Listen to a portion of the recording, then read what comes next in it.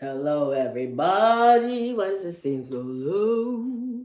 Everybody, why does it seem so low? Yeah.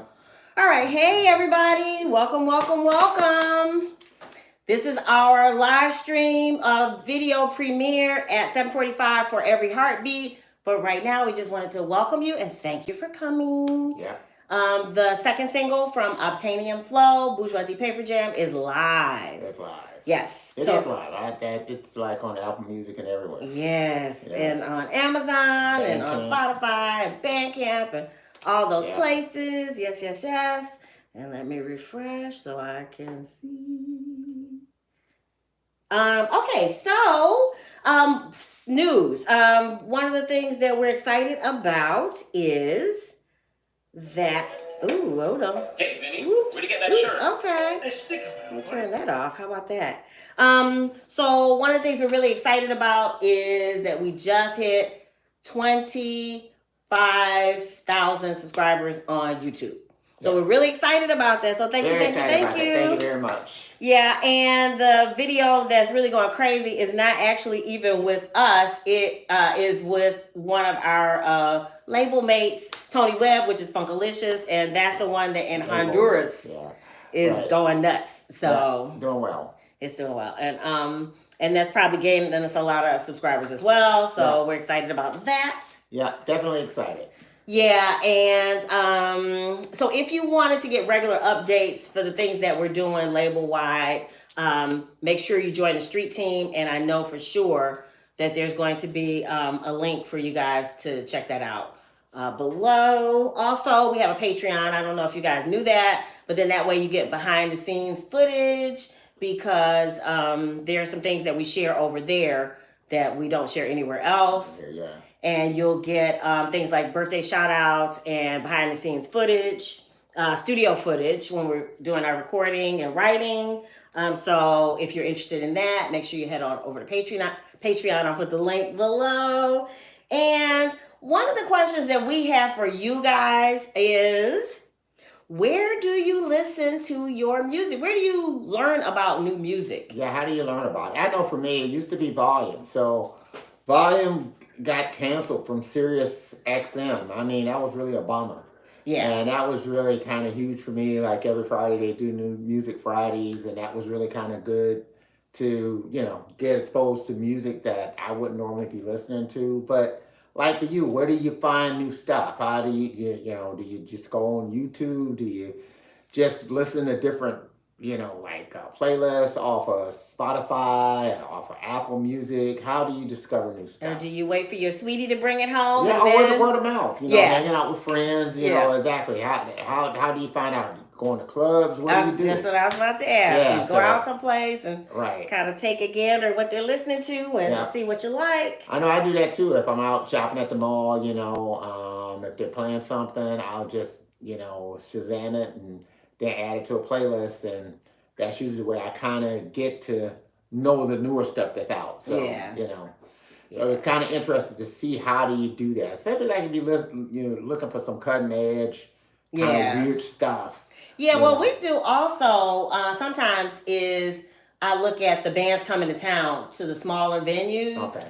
But I know we always have an eye for that kind of thing. Yeah. But we found out about that group, the Eve's Tumor, and some of these others, and I'm like, who the heck is this? And then we just put it on and see, hey, do we like it? I know public radio worked for me. I found out about Hiatus Coyote. Yeah.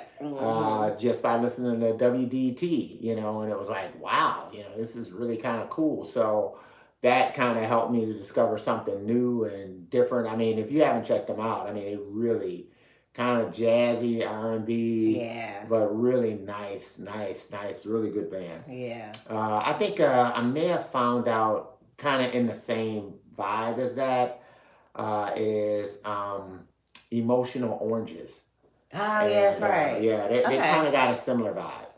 And what about that? What was that? Hot Sweet of Detroit? Isn't that the name of that group? Yeah, Hot Club of Detroit. Hot Club of Detroit. Jazz type thing. Yeah. So really kind of nice songs too. So yeah, and then especially when somebody says funk, that kind of just because it is more of a rare You know, it's not an everyday flavor that people are interested in, and I guess more closer to older kind of funk, not maybe. Yeah. Or there seems like, when you say funk too, there's some hip hop Yeah. that people kind of think of too, and I'm not saying it's not funk, but it's not necessarily what we think of traditionally Right, yeah. as And being sometimes funky. that ends up being something too, like the Anderson Paak, or Yeah, the earlier Anderson Paak's Anderson really Paak. It good. kind of Yeah. was a hip hop, but it kind of had some funk elements. Yeah. You know, on his solo stuff. So yeah, yeah, Yeah, and then of course Bruno Mars. I mean, so yeah, yeah,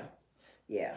And then we didn't know if you guys knew, but all our discography, the later, I don't know how many gazillion records, but they're all over on Bandcamp. So yeah. there are some people who just, hey, they end up going down the page, just checking it out. So Yeah. wasn't sure if you guys knew about it, so I figured we mentioned that. Yeah. And somebody asked last time about the basses in the back after the live stream was over, about the basses in the back, and so you might see like over on this side where I'm pointing, that's the Kayla Eudace. over there, yeah. Actually, this song, Every Heartbeat, that bass is on that. Okay. Right here. Yeah, this right here. Yeah, where you kind of see me pointing at this, the Federa behind me. That's the Federa. Yeah. Yeah. So Funkalicious, that's that bass. Yeah. Right over there. It's not a bass, it's The guitar. yeah. That is Gibson Les Paul. I guess when I first started kind of collecting dream instruments, this was like one of the first ones that I recently started collecting. I always wanted to own a Les Paul. Really love it for guitar solos. So all of the guitar solos that are on Funkalicious, that right there. Love it. Then if you can see it all the way on this other side. This little black one. Let me point that way. Yeah, right there. It's brown, right? Oh, that wow. is a PV Cyrus. The PV Cyrus it was marketed to me. Like here in Detroit, there's a place called Wonderland Music. If you are a Detroit musician of a certain age, you know what I'm talking about. Crazy Clarence. Mm-hmm. They when I went in and I played that, they kind of say, hey, this is a poor man's Ken Smith. And I played it, and it's a 6-string, and it was really great. I mean, it really felt great, so I ended up getting that. And this has got a musical tie to it, too, because Tony Webb kind of really made his official debut on mp3.com. Yep. And we had a song called Dirty Diapers. Yes. It's not a song, it was an album, right? Yeah. And it was done with my 1978 Fender Jazz bass. Everything was played on that.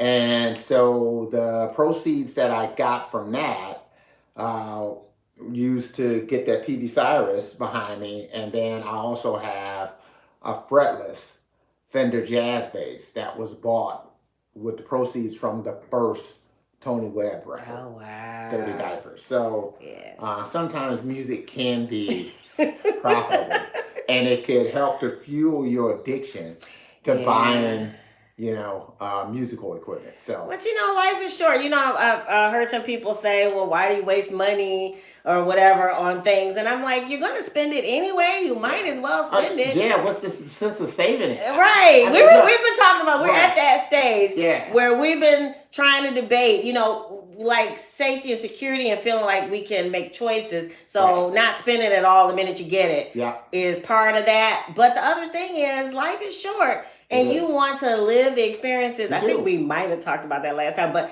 you want to enjoy the people and you want to enjoy the experiences that that are coming to you now. Yeah, I do enjoy savings and things like that, and I love my kids. Yeah. But, I have life insurance. Yes.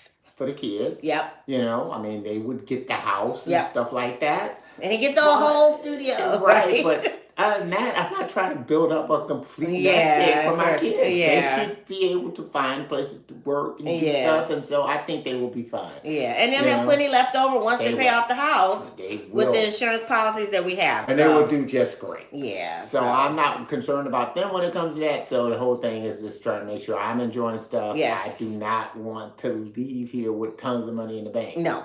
So that was what so a few years ago we went to our first Gear Fest, and that's where you got Federa, right? Fodera, yes, yes. So I played that Fodera, That particular actual, one, that yes. one, and I insisted because the way that Sweetwater does it, it's like, okay, you know, we know what you want. We go grab you one from the warehouse. I said, no, I don't want one from the warehouse. I want the one I played. Yeah. That's what I always believe in doing that with instruments. I also have a Fender Telecaster that we got another year that we went to Gear Fest, did the same thing.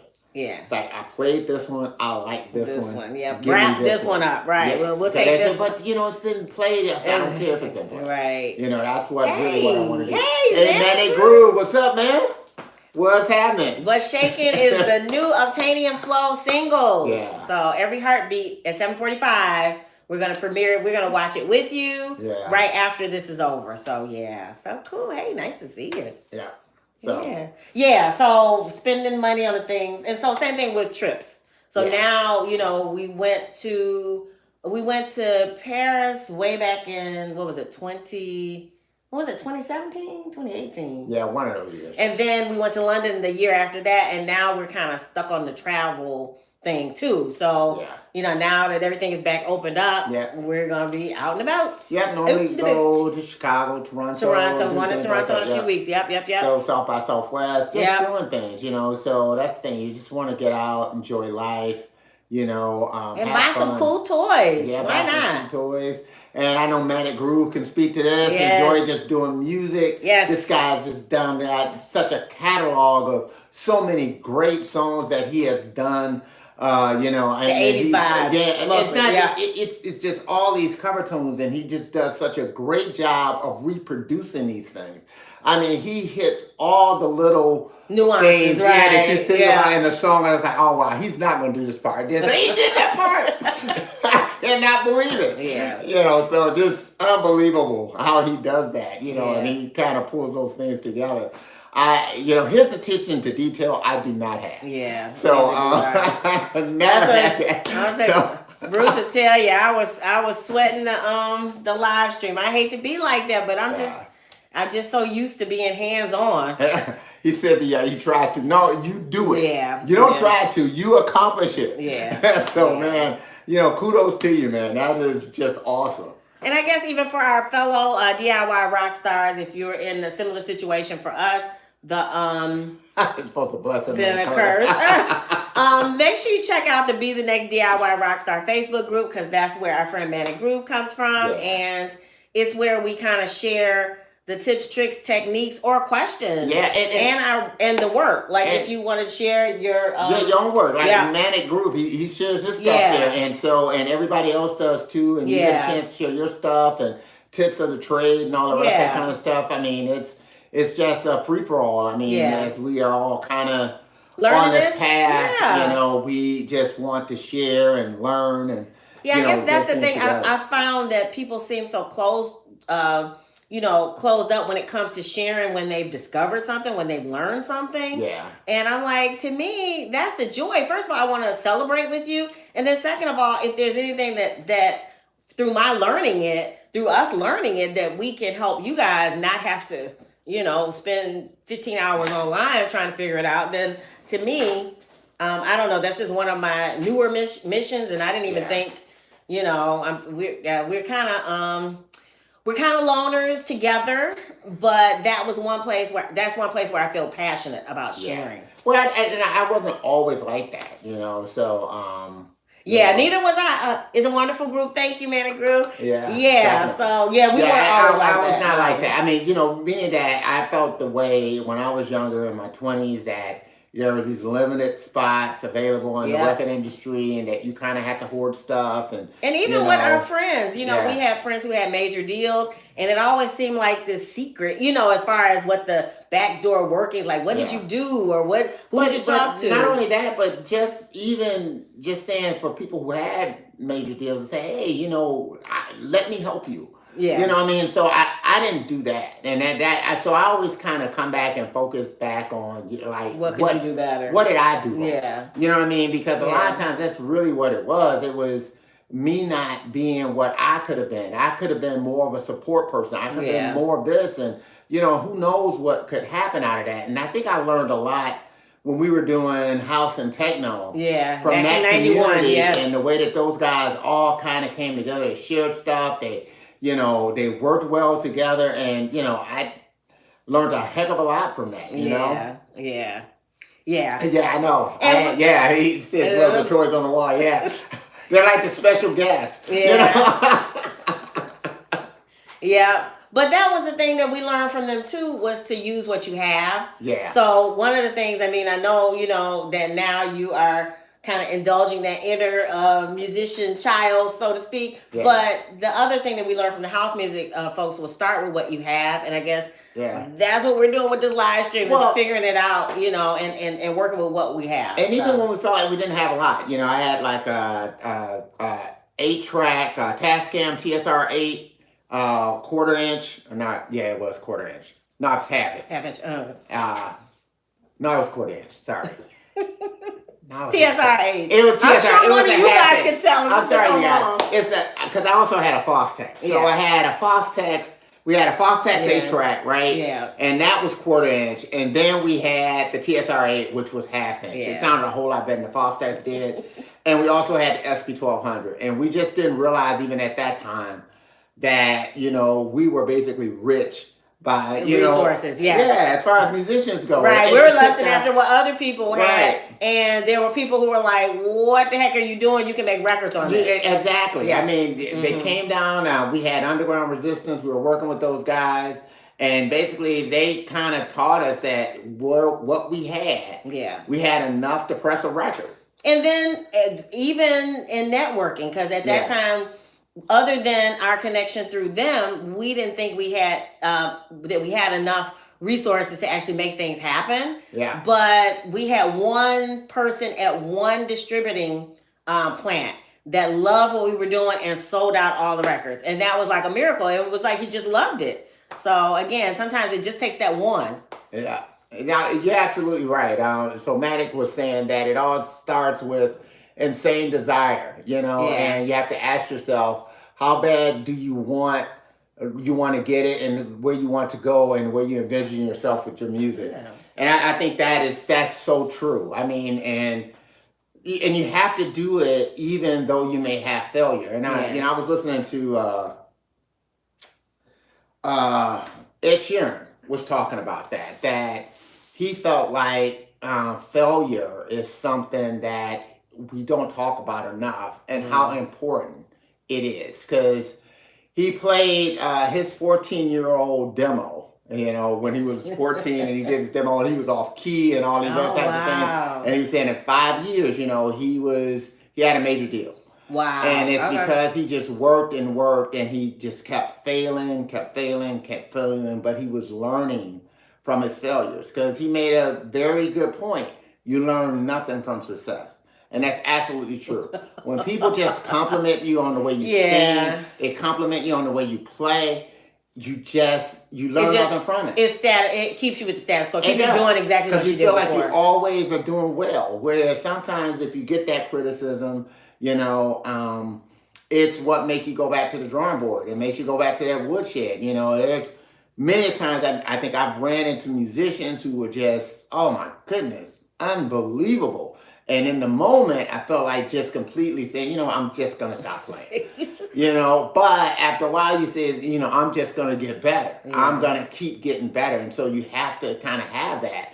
Or just, I've been told, hey, you can't play, don't play on my song. Don't this, don't that, as a bass player. And I had to just keep getting better. Just keep getting better to a point where, people were asking me to play on stuff. So... that is so true. I mean, it's like, it's that perseverance aspect of it it means so much. I think, when we talk about our YouTube channel, and kind of whenever we started it, I don't know. We started actually putting videos up in 2017. Yeah. Before then, it was just a place when we were selling eBay. Yeah. And that video, 2 videos, Pro Mix 1, Pro Mix 2 are still up there, and they get views every week. But we just hit 25K subscribers, and all I can say, and 500 videos, and all I can say is just from putting them out. Because there have been some times when videos don't get any views. So the fact that it's like, and then we were saying in Honduras, somehow or another they have picked up Funkalicious on a playlist or something, and now it's burning up with views. Yeah. So Well, thanks, Maddie, for that. Saying that that we look good and happy. I mean, that is the thing. Is that I think that sometimes you got to smile even when you feel like crying. Yeah. I mean, you have to kind of keep your head up and kind of keep going. It's not that life doesn't throw curveballs, and it's not that life doesn't throw. I mean, shoot, it was just about a month ago.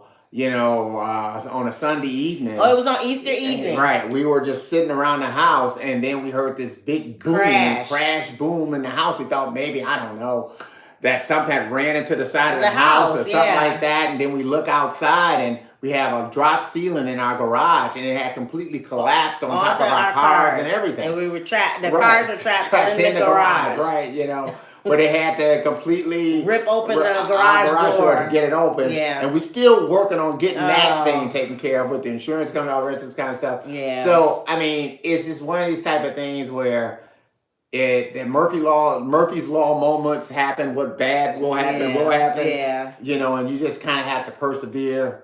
And because that's life, life is always going to have peaks and valleys. Yeah. So when you hit the valley, you got to say, okay, I'm in a valley. I know. I was about to say, so that happened. And then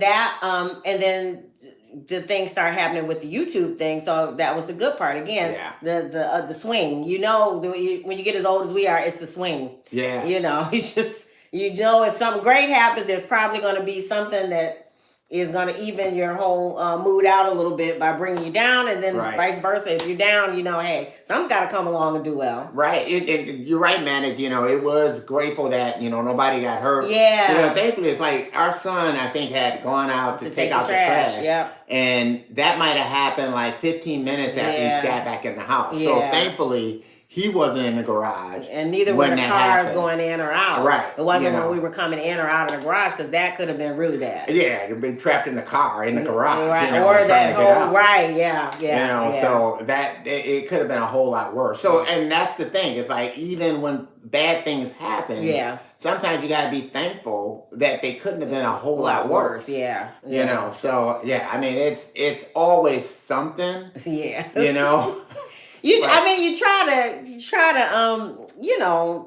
do what you can to not be as risky. I know, as we were when we were younger, but still things happen, They do happen. Yeah. So are we off our that's about it. We were talking about which bases for each song. So the Kayla is on Every Heartbeat. It's on Every Heartbeat. The U bass back there, the little ukulele bass.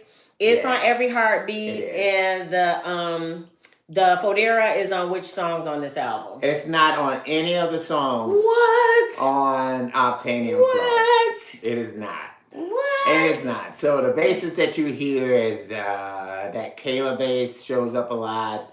Actually, the Cyrus isn't on that one either. What? But my Sandberg is on it. Oh, yeah. And the Fender jazz bass, my 78 Fender jazz bass, I strung it up with flat round strings. So it's on this one. Yeah. So those are pretty much the three basses that I use for this, And a lot of you guys heard the kernels of these songs in the Sunday song clips. And some of the clips, yeah. Yeah, so that's why we do a clip every week, is to kind of keep the door open to receiving that flow, that muse.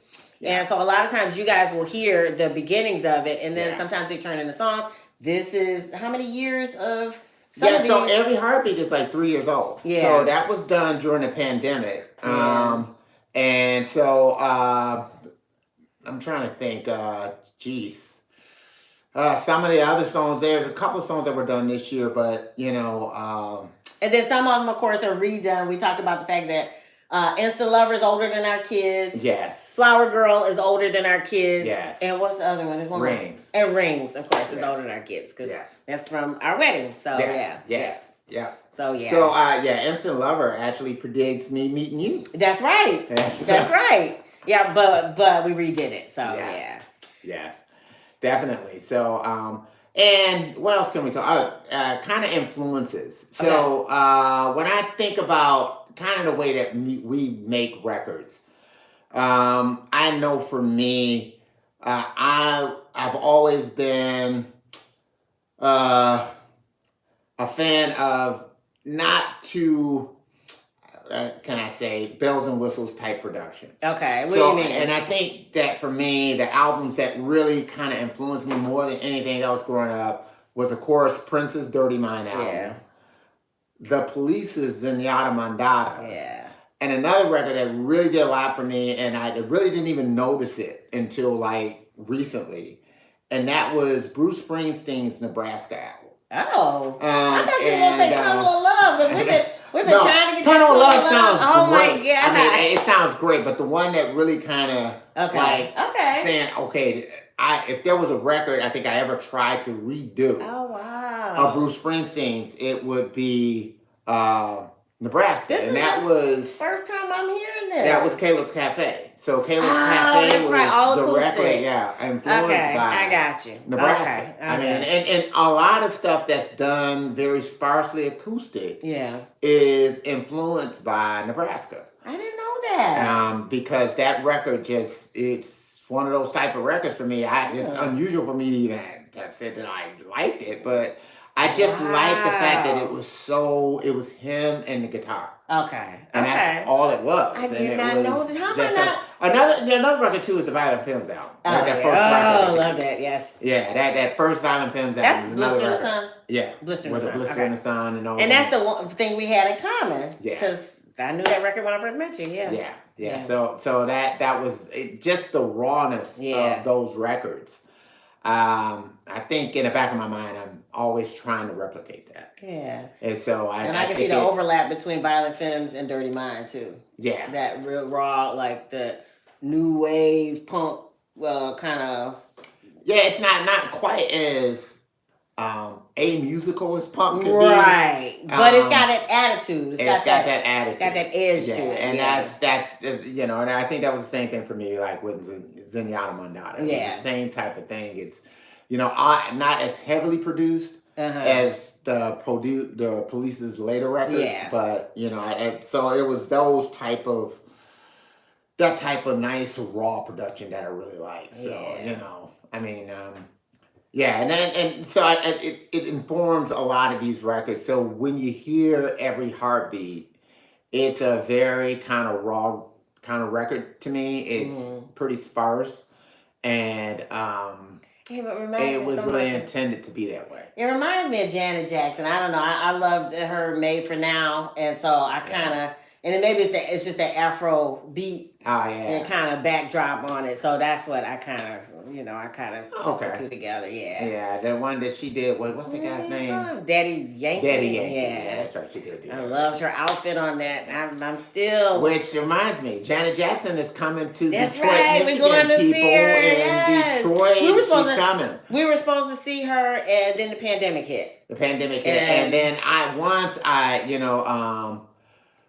I went to Las Vegas to visit my sister, and we went to go see her. Yeah. And so I have not gone with my darling wife.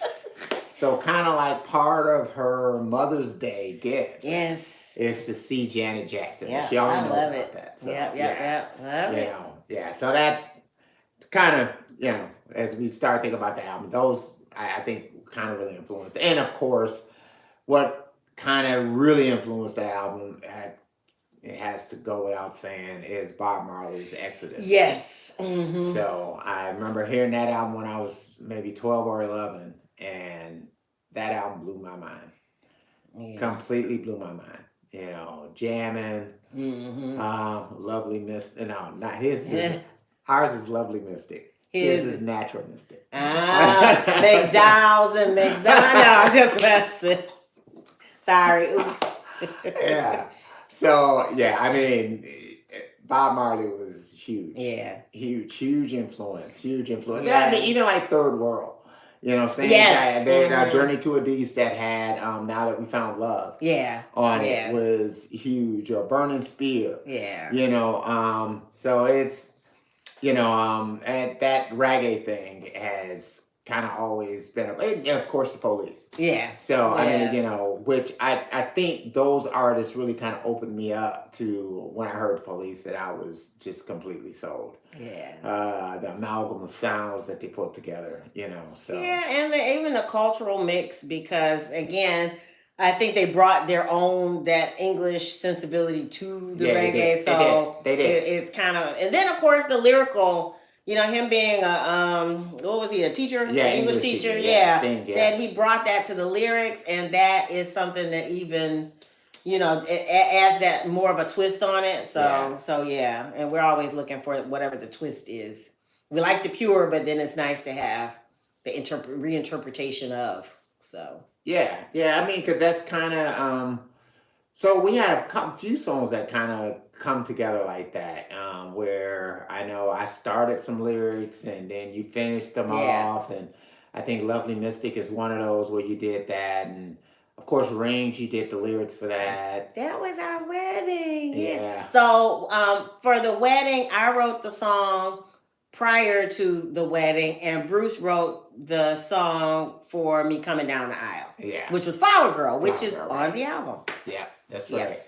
Hey, so I see Manica saying, doesn't inspiration play such a huge part in building that desire? It does. Yeah. It plays a huge part, because that's the thing that makes you say, "Hey, I want to do songs like that." Yeah. It was like me hearing Stanley Clark or hearing Larry Graham and some of these other people. That was such a huge influence on me, because and early on I was trying to play like that and I couldn't do it, and I was always falling short. So I was writing these songs that it was basically me trying to imitate them, but in falling short, I found my own voice. I was about to say, you found You know, something that you like, hey, let me right? stop here. Yeah, and then he says total excitement to do a project, and I'm gonna hit that. I think I can see more. I think you can see more. Maybe Maybe you can't see more. I can't see more. Can't see more. Yeah. Oh. Yeah, you do have you get that excitement to do a project, just from that inspiration, and that was kind of it for us. We had so many of these reggae grooves, Yes. and We started all of a putting it sudden we together. started putting it together. Started grabbing these lyrics, kind of, piecing things together, and then before we knew it, Yeah. we had enough for a project, And we're appreciating the waterfall, quote unquote, method that we're, I guess, rolling out to you guys this time. Last time with Sugar Fit, I loved it. It was like dropping a bomb. And I loved the whole album, and we premiered it and and promoted it everywhere. And then that was kind of it. Yes. It was like, okay, after the first couple months, it was, it kind of fizzled. This time it's been really nice. I didn't really want to do that waterfall thing because didn't do it last time. And it is a lot of work, but in some ways it keeps us excited, because I don't know if you guys experience this as artists, but when you create something, you're excited about it, but then as soon as it's out, you're ready to move on to the next thing. Yeah. And that's kind of how it is for a quote unquote album. But when you're doing these singles like this, Yeah. it's like one at a time, and then it gets you kind of up for it again. So same thing with the live stream. I mean, Yeah. this is definitely out of our comfort zone. Yeah. But I do think it helps us stay invested in putting time into promoting things, Yeah. which is great, because I originally said we were on 13 playlists with Give Your Love Freely, but it's more like 22. And then we just got a write-up from somebody on Instagram. We're on several different websites. We're on a playlist on YouTube.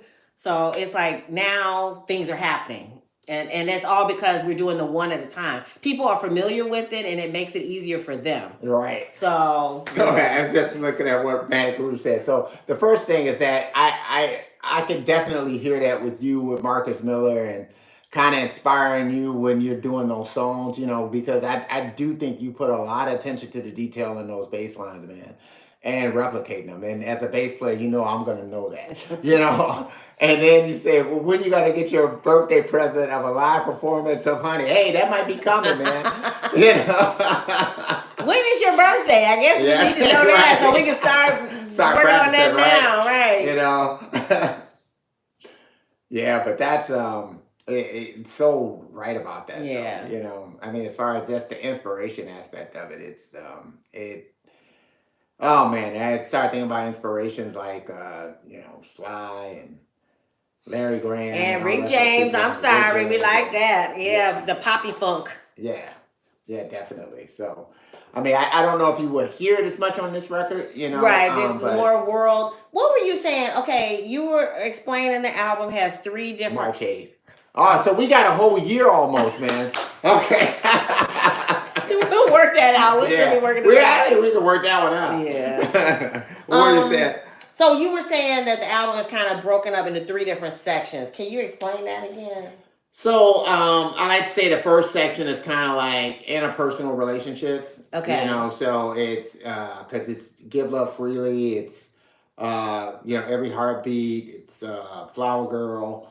That kind of that interpersonal relationship part thing, and then there's the other part of kind of learning to love others. Corporately. Okay. Which is that one.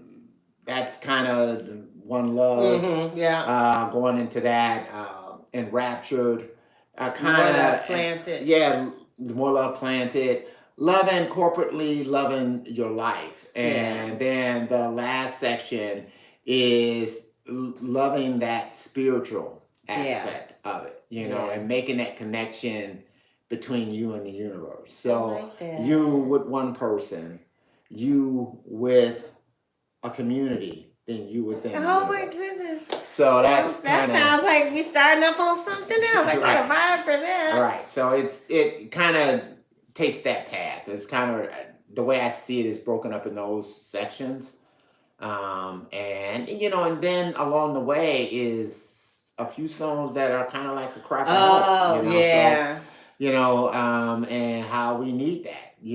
Sometimes. Yeah, I mean, you don't always have that, or leave it behind. Oh yeah. Thing. I mean, it's these things where it's not always easy to love. Yeah. That's the other part. I mean, and I think the thing about love is that it could come across as trite as something else about loving or whatever else, and to me. It's always deeper than that because the food isn't trite. Yeah, right. I was about to say people go a long way for love. Right, health isn't trite. Yeah, So to me, love is never right. And something. I think that's what we did. That is the thing that everybody seeks. I know I had a professor at Wayne State that said that there's really only one story, and it's man seeking love. Right. And then everything else kind of is of interpretation or rewriting of that idea. And if you think about it, the broken hearts, the seeking attention, the identity, being a part of a gang, being this party or that party, or wielding the flag or wielding the fist, whatever it is, it's all seeking something. And most of the time, it's that attention, love, affirmation, validation. Yeah. So Yeah, I agree. So I mean, and so it informed, and especially kind of the times that I guess this record was written, because 2020 was so strange and volatile and all these other types of things, and in the ensuing years have kind of been more of the same, in a way, and so I think it kind of caused a little bit more self-reflection. A little bit more of trying to, establish that connection, making sure that we have it with family. Yeah, because that's what we were saying. Because you kind of lost it with community. I was about to say, because we couldn't really fellowship like that corporately anymore. So. I was about to say, I just was listening to the Chris Gardner guy, the guy that they did the Pursuit of Happiness film about. And his whole thing was, I don't know if you've ever seen the film, but he takes care of his son and he goes through some really hard times, but he makes sure he protects his son, right? And so in real life, he was saying that what he learned was he had a terrible childhood with his stepfather, and his real father left, but his mother protected him. But he said he always swore that if he had a family, he was going to protect them. So before business, he's a millionaire. Right. But he said, but my son's baseball game, he's only going to do that when he's 12, or he's only going to have his first dance when he, and you don't want to miss that. Yeah. You know, and that you can miss the meetings. They can reschedule those. They can push those back. You can get somebody to do it in your stead, but you cannot replace being there for your child or for your wife, you know. So yeah, that's true. So yeah, that's, so that was very true. I mean, we feel that way, but I'm saying it was interesting to hear somebody who is very successful say the same thing. He said that he built his life so that would be the cornerstone because he had such a hard time when he was coming up. Yeah. Like if he ever had a chance to be a father, he would never, you know, miss those moments. So yeah. Yeah, that's true. All right, grab up. Bring the Federa out. You'll bring the Federa out. What you gonna play? What you gonna play? What you gonna play? I don't know. I mean, we're talking about influences and things like that. Yeah. Okay. All right.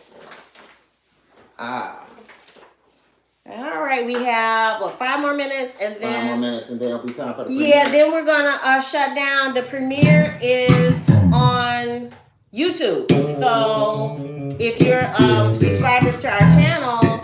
So when you write your songs, do you have a split like one does the lyrics and the other does the music, or it's mostly that way, but not all the time? Yeah, not all the time. It all just kind of depends, right? Yeah. Yeah. That's true.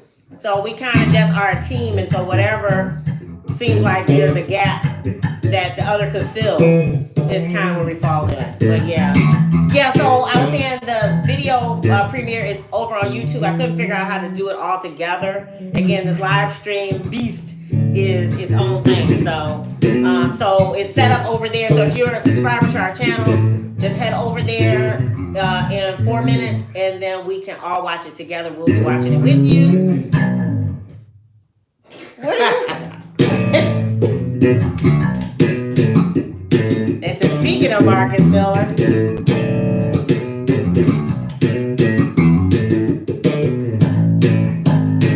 There it is.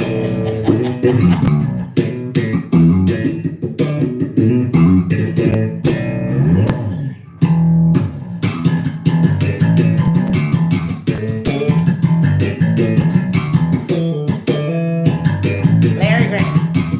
Yeah. Let's name that basis tonight.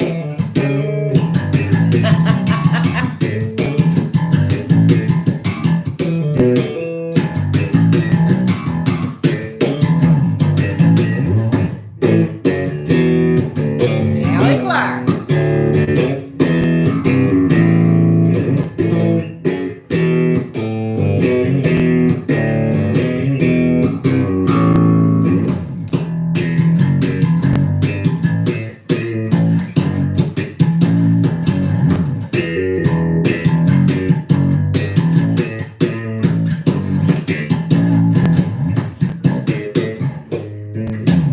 Prince.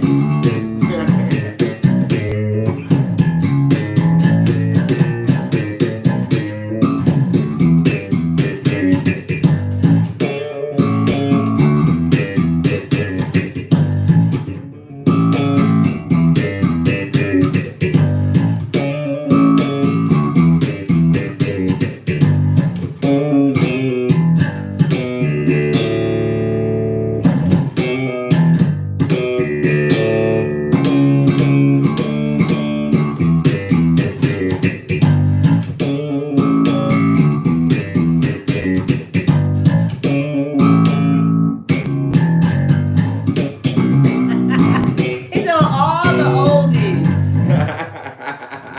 So you know when I met you. Yes, indeed.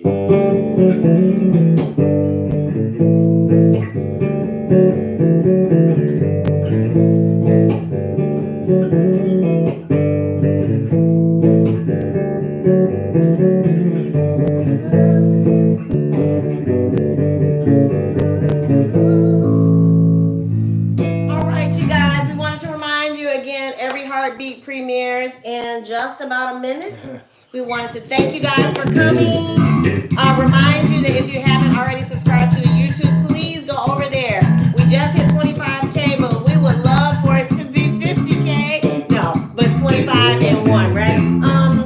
Don't forget, we're on Patreon. Just search Prejippie, Prejippie, and join our street team if you're not already. We do special things for our